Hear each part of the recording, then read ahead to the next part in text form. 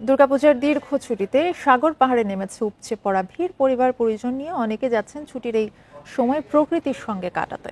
এ বিষয়ে আরো জানাতে বান্দরবান থেকে আমাদের সাথে যুক্ত হচ্ছেন সহকর্মী মংখিং মার্মা। মংখিং, জানাবেন যে পর্যটকদের জন্য বা পর্যটকদের নিরাপত্তায় আসলে কি কি ব্যবস্থা বা কি কি পদক্ষেপ নেওয়া হয়েছে প্রশাসনের পক্ষ থেকে? বান্ডেল থাকলে প্রতি সেনমানিতে টাকা বাঁচবে। বিকাশ সেনমানি বান্ডেল কিনে জিতুন প্রতি লেনদেনে। বান্দরবানে এই যে টানা 4 দিন ছুটির কারণে কিন্তু এখানে ব্যাপক পর্যটকদের সমাগম হয়েছে। বান্দরবান জেলা জুড়ে বান্দরবান থেকে বিভিন্ন জায়গায় যাচ্ছেন এখানকার যারা দর্শনার্থী যারা আসছেন বান্দরবানে। তো মূলত বান্দরবানের সকল জায়গাতে দর্শনার্থী যারা যাচ্ছেন তাদের নিরাপত্তার জন্য এখানে 3 স্তরের যে নিরাপত্তা সেটা দেওয়া হচ্ছে। প্রথম দিকে জেলা প্রশাসনের পক্ষ থেকে এবং জেলা পুলিশের পক্ষ থেকে, পাশাপাশি সেনাবাহিনী এবং র্যাবের পক্ষ থেকে দেওয়া হচ্ছে। এর সাথে কিন্তু যে টুরিস্ট পুলিশ আছেন তারা কিন্তু নির্বিঘ্নে যে সকল দর্শনার্থী যারা আছেন তাদেরকে নির্বিঘ্নে ঘোরানোর যে জন্য তাদের নিরাপত্তা ব্যবস্থা করে যাচ্ছেন।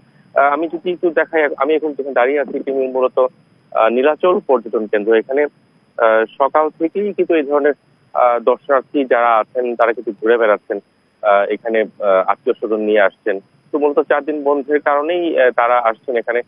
এখানকার হোটেল মোটেল মালিক সমিতির সাথে কথা বলছি, তারা যেমনটি বলছেন যে এখানে যারা ঘুরতে আসছেন এত পরিমাণ দর্শনার্থী, তারা আজকের পর থেকে আগামীকাল থেকে হয়তো তারা বান্দরবানের যে সকল হোটেল মোটেল আছে সেগুলোতে স্থান দিতে পারছেন না।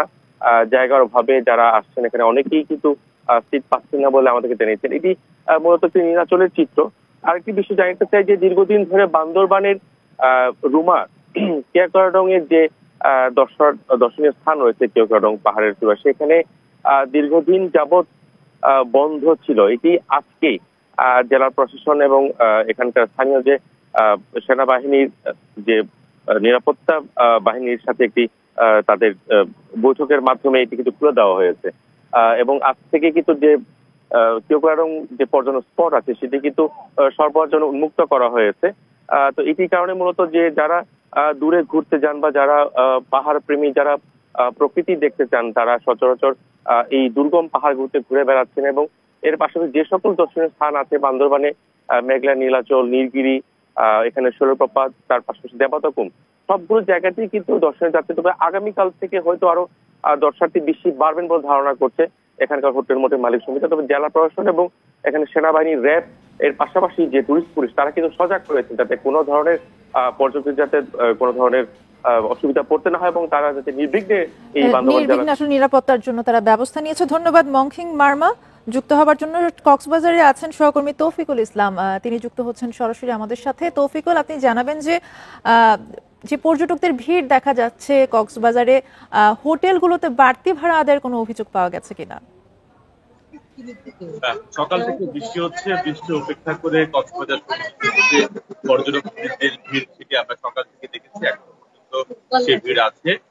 তবে মূলত যারা সমুদ্র সৈকতের গোসল করছেন তারা আছেন, এর বাইরে যারা আছেন তারা নিরাপদ জায়গায় চলে গেছেন, এরকমই আমরা দেখে গেছি।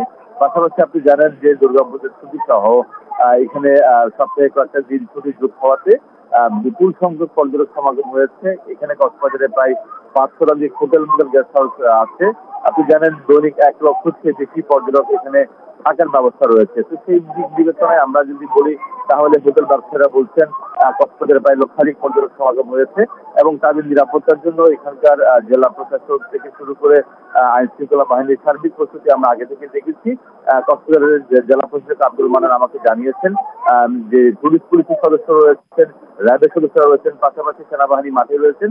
সবকিছু মিলে আসলে পর্যটকরা যাতে কোনো ধরনের হয়রানির শিকার হতে না হয় সেই ব্যবস্থা তারা করেছেন। আপনি জানেন বৃহস্পতিবার প্রতিমা বিসর্জন অনুষ্ঠান হবে কক্সবাজার সমুদ্র সৈকতের লাবণী পয়েন্টে। সেই প্রতিমা বিসর্জন অনুষ্ঠান দেখতে কিন্তু অনেক পর্যটক কক্সবাজারে ছুটে এসছে।